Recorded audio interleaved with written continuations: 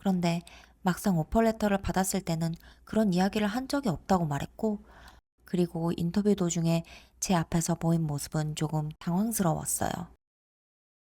일주일이 넘도록 오퍼레터를 보내주지 않더라고요. 안녕하세요. 유나입니다. 오늘 뉴욕 날씨가 취업 시작만큼이나 굉장히 춥네요. 아직도 이스트리버가 얼어서 페리가 잠시 운행을 멈췄다고 해요. 오늘은 제가 최근에 여러 회사들과 인터뷰를 하면서 직접 경험하고 느꼈던 점들에 대해 조금 더 자세하게 이야기해 보려고 해요. 인터뷰를 준비하면서 막연하게 느껴졌던 부분들도 있었고, 막상 인터뷰를 하나씩 보고 나니까, 아, 이건 미리 생각해 두길 잘했다 싶은 부분들도 있었어요. 그래서 오늘은 이론적인 인터뷰 팁이라기보다는 제가 직접 겪으면서 도움이 됐던 준비 방식을 공유해 보려고 합니다.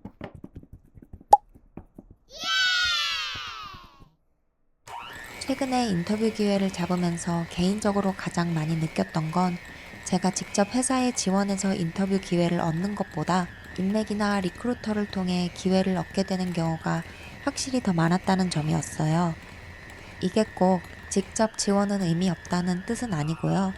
제 경험상으로는 리크루터나 추천을 통해 연결된 인터뷰가 훨씬 수월하게 시작되는 경우가 많았어요. 한 가지 예를 들어 볼게요. 저는 대학교 3학년 때부터 본격적으로 인턴 생활을 시작했는데, 그때 했던 인턴 경험들은 모두 지인을 통해 얻게 된 기회들이었어요. 사실 저는 외향적인 성격도 아니고 자페어나 커피챗, 네트워킹 모임에 적극적으로 참여하는 스타일도 아니었어요. 그럼에도 불구하고 제가 인턴 경험을 쌓을 수 있었던 건 주변에 저를 좋게 봐주셨던 분들 덕분이었어요. 이 경험을 통해 느낀 건 인맥이라는 게 꼭 적극적으로 만드는 것만은 아니고 같이 일했던 사람들과의 관계를 잘 유지하는 것도 굉장히 중요하다는 점이었어요. 실제로 회사에 지원하다 보면 지원서에 추천인 연락처를 기재하라는 곳들도 생각보다 꽤 많아요. 그래서 저는 함께 일했던 직장 동료나 이제 같이 일하지 않게 된 분들, 그리고 교수님들께 추천인이 되어줄 수 있는지 미리 여쭤보곤 했어요. 이건 인터뷰 직전에 급하게 부탁하기보다는 시간이 있을 때 미리 관계를 유지해두는 게 훨씬 부담이 덜 했던 것 같아요. 저의 첫 직장도 비슷한 흐름에서 시작됐어요. 아르바이트를 하던 식당에서 만난 단골 손님과 자연스럽게 인연이 이어졌고, 그분의 추천으로 그분이 다니고 계시던 회사에 파트타임 어시스턴트 디자이너로 일을 시작할 수 있었어요. 이때 느낀 건 지금 당장은 일과 상관없어 보이는 인연도 나중에는 전혀 다른 방식으로 연결될 수 있다는 점이었어요. 그리고 인터뷰를 준비하면서 다시 한번 크게 느낀 점은 리크루터들과의 관계가 정말 중요하다는 거예요.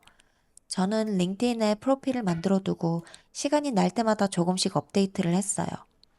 여기서 제가 신경 썼던 건 완벽한 문장을 만드는 것보다 지금 내가 어떤 상태인지가 잘 보이도록 정리하는 거였어요. 링크드인 프로필에는 가장 최근 이력서를 항상 올려두고 관심 있는 채용 공고가 올라오면 바로 지원할 수 있게 미리 준비해 두었어요. 이렇게 해두니 리크루터들에게 연락 오는 빈도가 조금씩 늘어나는 게 느껴졌어요. 인터뷰를 준비하면서 제가 가장 먼저 했던 건 지금 왜 이직을 고민하고 있는지를 한 문장으로 정리해 보는 거였어요. 길게 설명하려고 하면 말도 꼬이고 괜히 스스로도 헷갈리더라고요. 그래서 지금 제 상황을 짧게 담담하게 설명할 수 있는 문장을 미리 생각해 두었어요. 이게 준비돼 있으니까 인터뷰 초반에 나오는 질문들에도 조금 덜 긴장하게 되더라고요. 또 하나 도움이 됐던 건 지금까지 했던 프로젝트 중에서 설명하기 쉬운 것들만 미리 골라두는 거였어요.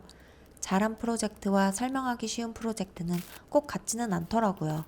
그래서 저는 두세 개 정도만 골라서 왜 이 프로젝트를 했는지, 어떤 역할을 했는지, 결과가 어땠는지를 자연스럽게 말할 수 있도록 정리해 두었어요. 이렇게 준비하니까 즉흥적으로 대답해야 하는 상황에서도 조금 더 안정적으로 말할 수 있었어요. 인터뷰 전에 왜 이 회사에 지원했나요? 라는 질문을 항상 대비하잖아요. 저는 이 질문을 준비할 때 너무 멋있는 답변을 만들려고 하기보다는 솔직하게 말할 수 있는 이유 하나만 정리해 두려고 노력했어요. 예를 들면 회사 제품이 익숙하다든지 제가 해왔던 일과 방향이 비슷하다든지 그 정도의 이유였어요. 이렇게 준비하니까 말도 훨씬 자연스럽게 나오고 제 입장에서도 부담이 덜 했어요. 리크루터들은 제가 당장 구직 중인지 아닌지와 상관없이 연락을 주는 경우가 많았어요. 그래서 더더욱 이력서와 포트폴리오를 항상 준비된 상태로 유지하는 게 중요하다고 느꼈어요. 가끔은 당장 구인을 하지 않는 회사에서도 인터뷰를 보자고 연락 오는 경우가 있어요. 이럴 때는 이게 무슨 의미가 있을까 싶기도 했지만 나중에 돌아보면 그 만남 자체가 다음 기회로 이어지는 경우도 있더라고요. 저의 인터뷰 경험담을 몇 가지 이야기해 드릴게요. 제가 S라는 회사에서 인터뷰를 본 적이 있는데 질문이 굉장히 공격적이더라고요. 제가 당황해서 버벅거릴 정도로 기빨리는 인터뷰였어요. 보통 첫 번째 인터뷰에서는 연봉 이야기를 하지 않는 것이 정석이라고 알려져 있는데 규모가 작은 회사 같은 경우에는 첫 인터뷰 때 회사 베네핏이나 희망 연봉에 대해 먼저 이야기를 꺼내는 경우도 있어요. 그래서 저는 제 희망 연봉을 이야기했어요. 그랬더니 제 연봉에 맞추려면 사장님의 승인을 받아야 한다면서 어렵다는 식으로 이야기하더라고요. 그리고 인터뷰 도중에 제 앞에서 보인 모습은 조금 당황스러웠어요. 가족에게 전화가 왔다면서 거의 5분가량을 제 앞에서 통화를 하더라고요. 사람을 앞에 앉혀두고 개인 통화를 하는 모습을 보고 전혀 프로페셔널하다고 느껴지지 않았어요. 인터뷰도 매끄럽지 않았다고 느낌이 들어서 많이 기대하고 있던 상태는 아니었지만 어쨌든 제 희망 연봉에 맞춰서 오퍼를 주더라고요. 하지만 저는 그 회사에 가지 않았어요. 인사과 담당자가 있었는데 이미 그만두고 없는 상태였고 제가 물어봤던 회사 베네핏에 대해서도 제대로 설명해주지 않았어요. 그리고 계약직으로 시작해서 정직원으로 전환해주겠다고 이야기하더라고요.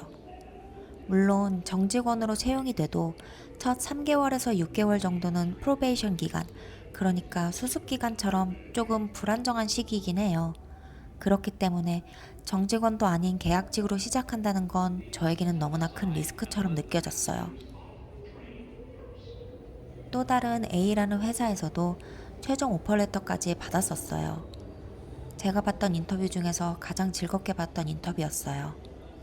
사람들도 너무 좋아 보였고 제가 지원한 포지션에도 많은 가능성이 느껴졌어요. 그런데 그 회사에서는 건강보험을 제공하지 않는다고 하더라고요.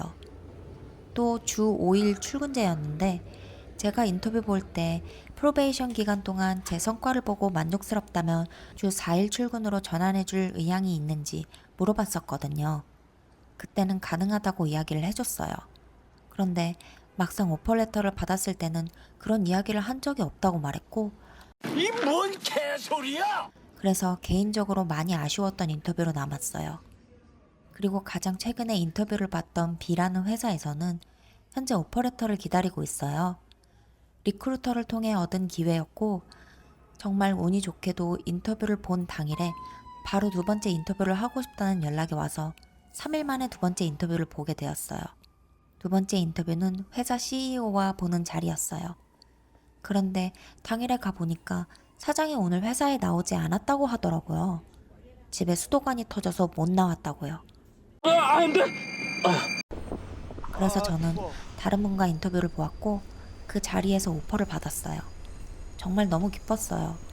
빠르게 결정해 주셔서 감사하고 또 제가 정말 좋아하는 브랜드를 맡아서 일하게 될 거라는 이야기를 들어서 너무 신났어요.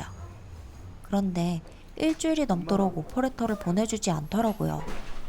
이야기를 들어보니 이 회사는 인사팀을 외부 업체를 통해 운영하고 있었고 그 외부 업체 쪽에서 딜레이가 있었다면서 다음 주에 오퍼레터를 보내주겠다고 하더라고요.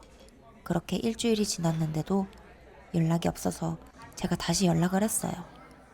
그랬더니 돌아온 답변이 사장이 휴가를 갔다. 이번 주 안으로 보내주겠다 였어요. 정말 사람 피 말리죠. 그래서 저는 지금 2주 넘게 오퍼레터를 기다리고 있어요. 아무래도 이번 주에는 받지 못할 것 같아요. 그래도 다행히 지금 몇 군데 회사와 인터뷰 일정을 잡기 위해 연락을 주고받고 있는 곳들이 있기는 해요.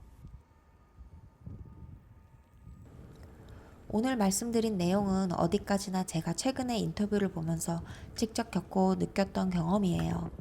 모든 분들께 똑같이 적용되지 않을 수도 있지만 지금 인터뷰를 준비하면서 조금 막막하신 분들께 한두 가지 정도라도 참고가 되면 좋겠다는 마음으로 영상을 만들어 봤어요. 오늘의 영상은 여기까지입니다. 시청해주셔서 감사하고 다음 영상에서 만나요. 빠이!